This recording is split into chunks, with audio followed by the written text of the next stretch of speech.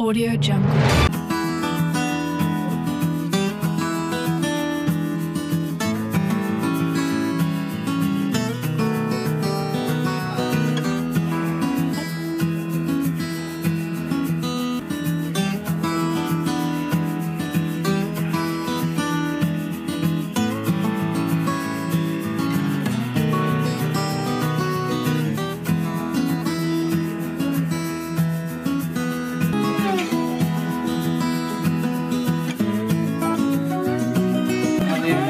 আপনাদের পালা ফুলের মতো ফুল দেবী ঠাকুরের আশীর্বাদ এবং আপনাদের সবার ভালোবাসা নিয়ে আমরা আজ থেকে কাজটা শুরু করবো।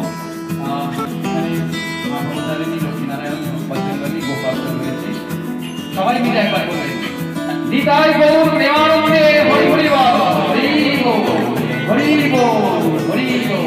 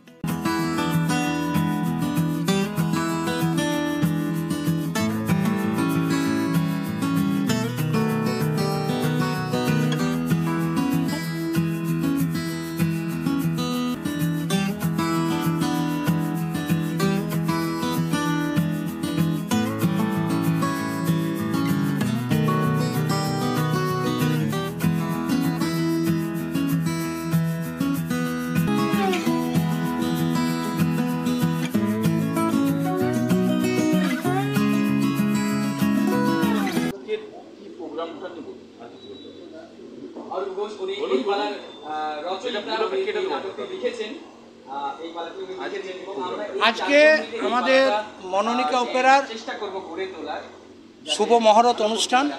মনোনিকা অপেরার আমি হচ্ছি প্রতিষ্ঠাতা, উনি হচ্ছেন প্রযোজিকা। ওনার নাম মনোনিকা চক্রবর্তী, আমার মিসেস।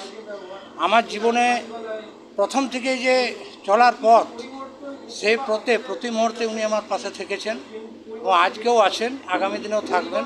আমরা দুজনে একসাথেই চাই এই যে সুস্থ সংস্কৃতি, আজকালকার ছেলেমেয়েরা যেখানে মোবাইল আর টিভির যুগে রামকৃষ্ণের বাণী যাত্রায় লোকশিক্ষা হয়, সেই লোকশিক্ষাটাকে প্রসার করার জন্য আমরা আগ্রহ প্রকাশ করছি আগামী দিনে যাতে মানুষ বেশি বেশি করে যাত্রা দেখে এবং যাত্রার প্রতি অনুপ্রাণিত হয়।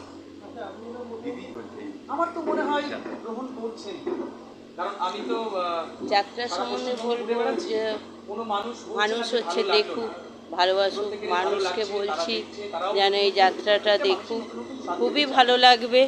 আশা করি ঠাকুরের কৃপায় সব কিছুই ভালো লাগবে, তাতে আমরা খুবই খুশি হব।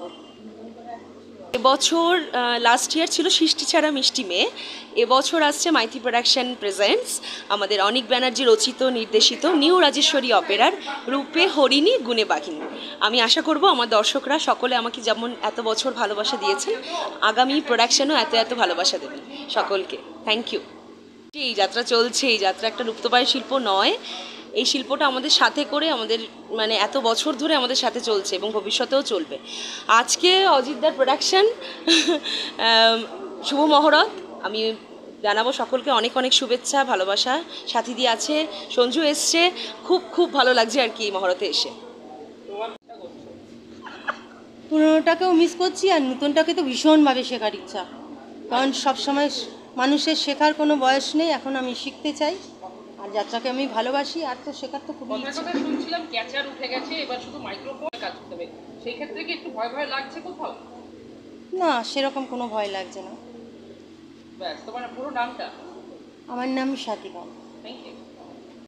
প্রথম কথা হচ্ছে আমি এই প্রোডাকশনে কাজ করছি না, মানে আমি অভিনয় করছি না, আমি একটা বিশেষ দায়িত্বে রয়েছি, সেটা হচ্ছে নির্দেশনা। এই যাত্রাপালা মনোনিকা অপেরার ফুলের মতো ফুলন দেবী 1431 বঙ্গাব্দে আসছে, একদমই নতুন ভিন্নধর্মী, একদম নতুন আঙ্গিকে, নতুন রূপে পশ্চিমবঙ্গের প্রত্যেকটা যাত্রাপ্রেমী মানুষ আপনারা দেখবেন, অবশ্যই ভালো লাগবে। তবে এই পালার নির্দেশনায় আমি আছি এবং আমার সঙ্গে আরও দুজন আছেন যিনি লিখেছেন নাটকটি, অরূপ ঘোষ এবং আমার অত্যন্ত খুব ছোটোবেলার বন্ধু প্রীতম যাত্রাতেও অভিনয়ও করে এবং এবছর এই পালার নির্দেশনার দায়িত্বে রয়েছে এবং সঙ্গে রয়েছেন আমাদের মলয় গড়াই।